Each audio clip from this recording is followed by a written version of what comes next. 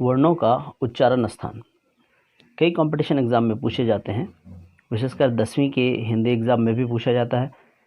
लेकिन सभी वर्णों के उच्चारण स्थान को याद रख पाना एक कठिन कार्य है।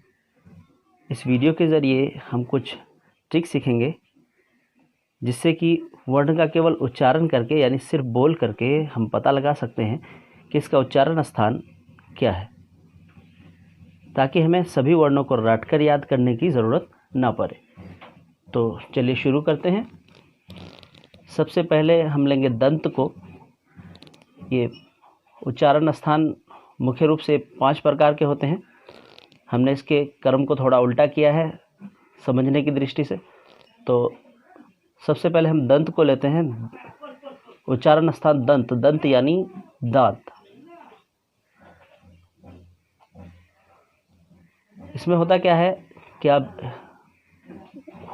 ये वर्ण जो त, थ, द, ध, न, ल या दंत स का जब आप उच्चारण करते हैं तो आपकी जो जीभ है वो दांत को जाके टच करता है। ध्यान रखना है कि आपकी जीभ, आप मेरे साथ उच्चारण करके देख सकते हैं।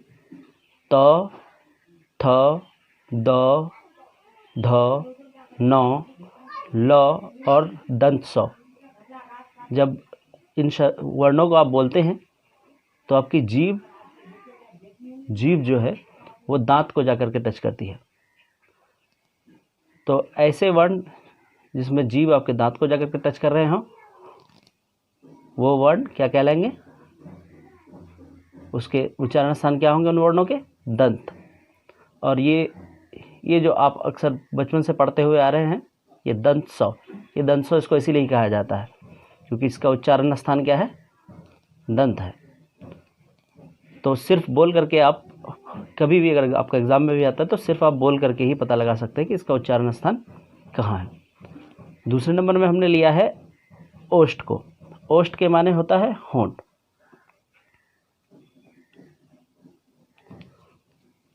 तो जब आप ओष्ठ कैटेगरी के शब्दों का, वर्णों का उच्चारण करेंगे तो उसमें आप देखेंगे कि आपके होंठ जो है वो एक दूसरे पे को आकर के मिल रहे हैं। जैसे कि आप इन वर्णों का उच्चारण करके देखिए, उ, प, फ, ब, भ और म। आप देखेंगे कि इन सारे वर्णों के उच्चारण के दौरान, यानी इसको बोलने के दौरान आपके होंठ टच हो रहे हैं। तो ये जो वर्ण है, ये इसका उच्चारण स्थान ओष्ठ होगा। ओष्ठ यानी होंठ। अब हम बढ़ते हैं। अगला है मुद्रा, मूर्धा। मूर्धा कैटेगरी के अंतर्गत जो सारे वर्ण आएंगे उसमें आपको ये ध्यान रखना है कि आपकी जो जीभ है वो बेंड होकर के यानी मुड़ करके आपके तालु को टच करेगा। मुड़ करके आपके तालु को टच करेगा। तो जब आप इन वर्णों को बोलेंगे तो अगर मुड़ करके आपके तालु को टच कर रहा है तो आप ये समझ जाइए कि इसका उच्चारण स्थान क्या है? मूर्धा है। जैसे कि आप बोल करके देखें, ट, ठ, ड, ढ, न, मूर्धन स, र और री। यहाँ एक बात और भी ध्यान देने के लायक है, ये मूर्धन स जो कि आप पहले से पढ़ते हुए आ रहे हैं, ये मूर्धन स इसीलिए कहा जाता है। इसका जो उच्चारण स्थान है वो मूर्धा है।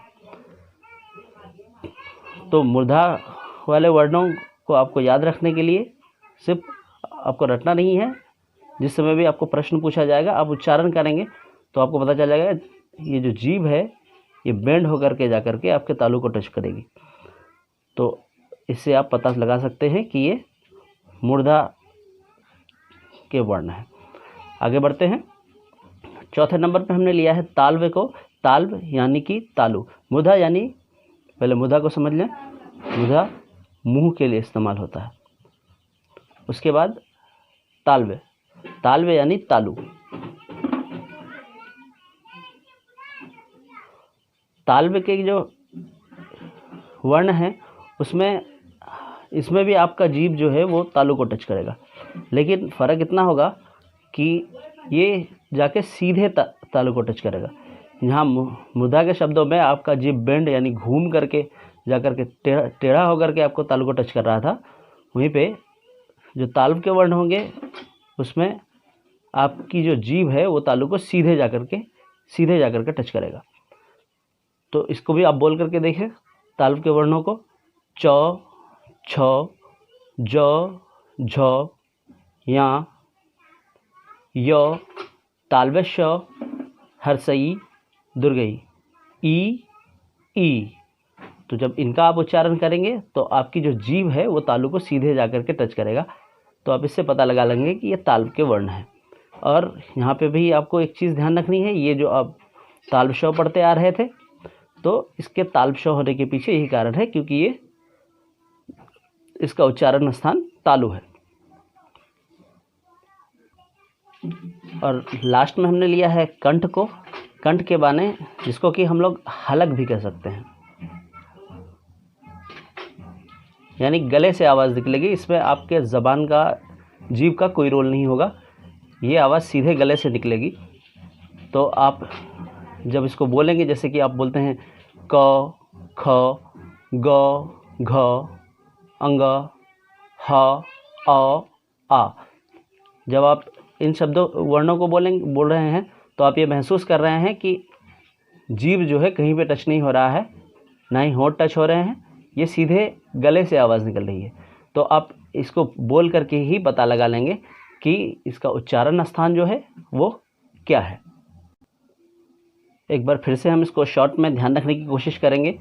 आप एक चीज़ यहाँ पर आपने ध्यान दे दिया, ये जो दांत को टच कर रही है, आपकी जीभ जो दांत को टच कर रही है जिन वर्णों में, वो आपके दंत हैं, और जहाँ आपके दोनों होंठ मिल रहे हों वो वाले ओष्ठ के वर्ण हैं।